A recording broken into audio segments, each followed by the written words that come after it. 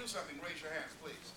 Let me share with you how toxic that is and why it's important that you allow me to train you and take you through a process where you'll discover the true power that you have to do more and experience more.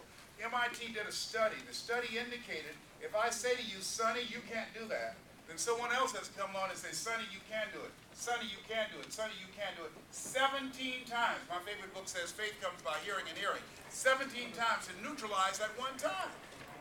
That's how toxic negative conversations are. And so when I was in the 5th grade, I was labeled educable mentally retarded. I was put back from the 5th grade to the 4th grade. And I failed again when I was in the 8th grade. I have no college training. So most of my life, for the first 42 years of my life, I was living a life that I was not designed to live. There was a whole other life available to me, but because I didn't know the truth of who I was, I didn't pursue that. I wasn't even aware of it. I didn't know that I didn't know, and I thought I knew. Do you understand how that is? Yes. Okay, so the number one reason that most people don't know the power that they have to do more and to experience more. And when you don't know that, Maya Angelou said that most people go so far in life and then they park. You feel in your heart you can do more, but you're stuck and you don't even know why. How many have been there? Raise your hands, okay? Yes, I'm going to free you up. I'm going to change that for you, all right? Now, here's the other thing. Most people don't know how to make money with what they love to do, or what they're passionate about, with their experience, with their education. How many of you know people like that? Raise your hands, please. Okay, now, in our seminar, when you are 10, you will learn how to do that. That's what I've done. See, because, how many have jobs? Raise your hands. Very good. Now, let me tell you why you're here tonight. The reason you are here is because you're not mentally fit to work for somebody for the rest of your life.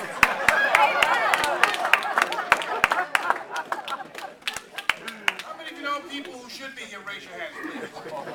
And the reason they're not here is because what they're doing, it's okay. See, the world, ladies and gentlemen, I'm very clear. The world does not consist of the have and the have-nots. The world consists of the wills and the will-nots. Right. That's right. Some of you have invited people to come and they didn't come. They had something else to do. But had it been something entertaining, had it been something dealing with fun and having a good time, they'd have found a way to be here. Am I correct? That's right. Yes, because we've created an entertainment-driven culture. So most people are exactly where they are supposed to be. Right. Shake someone's hand on your right and left and say, I'm supposed to be rich. And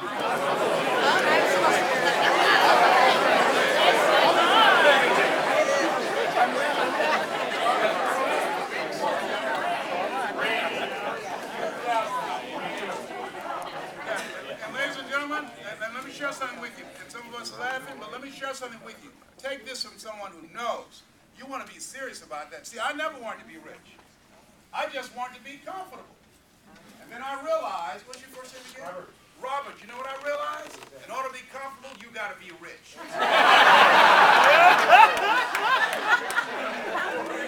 Absolutely. That's from Sammy Davis Jr. Absolutely. He said he's been rich and he's been poor and rich is better. That's a Sammy Davis Jr. quote. See, so let me tell you something. One sickness, ladies and gentlemen, can wipe out a fortune. I was a state legislator in Columbus, Ohio. I resigned to go back to Miami to take care of my mother.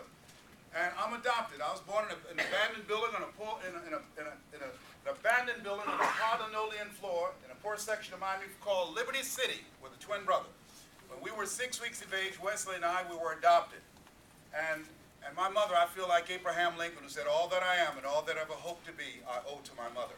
So once it said, sign once that God took me out of my biological mother's womb and placed me in the heart of my adopted mother. And my goal and dream, and I want you to write down or think about 3 dreams you have. And write this down. What's a personal dream that you have? My first personal goal was to buy my mother a home. I want you to write down one major dream that you want to accomplish.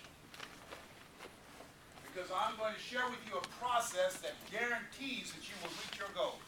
One major goal. My first major goal was to buy my mother a home. I couldn't wait to turn 18. My mother taught my brothers and I, she said, a man provides and protects. That's what a man does. A man provides and protects. So I said, Mama, when will I be a man? She said, when you turn 18. I couldn't wait to get to 18. You know why? Because I said, what is your first name, sir? Ferris. Ferris, I said, Mama, when I turn 18, you'll never have to work again. You can sit down.